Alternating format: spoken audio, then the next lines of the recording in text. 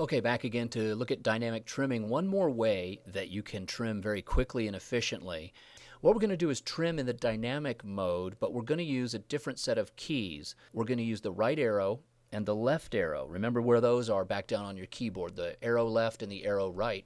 I'm going to use that in combination with a magic modifier key.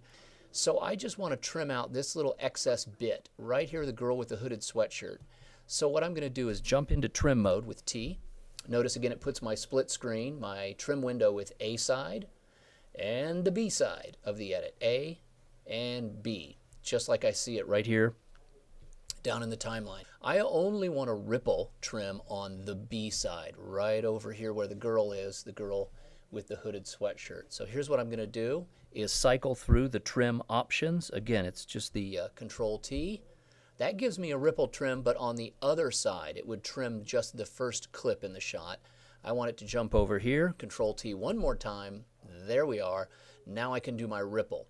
In this case, I want to ripple to the right. So what I'll do is I'll shorten the front end of this shot just to remove the frames of that first girl. The key that's going to help me perform it is the Option key.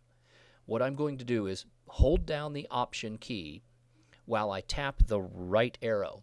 So watch it in action. I'm holding down the Option key.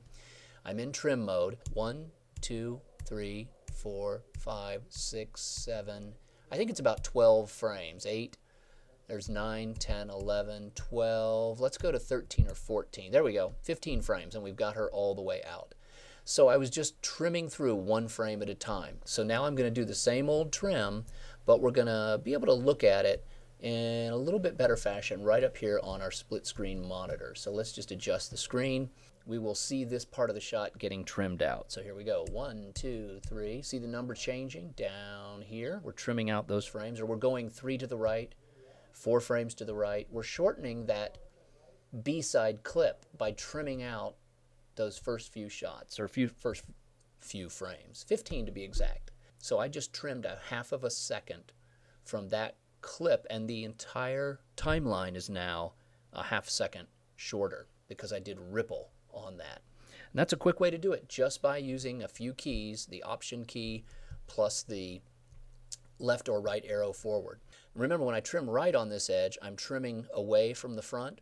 If I push to the left, if I use the left arrow with the Option key, I will actually be adding at the front of this clip. I'll be making the clip longer and the sequence longer, and I'll just be backing the edit point up a little bit. Let me show you how that works. I'll sort of pull back enough where we can see both the trim monitor and the timeline. So there I am.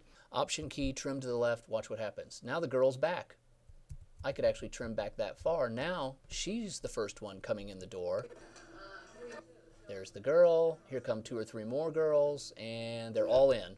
Now doing this made my scene a little bit longer. I added in about another second or so of footage.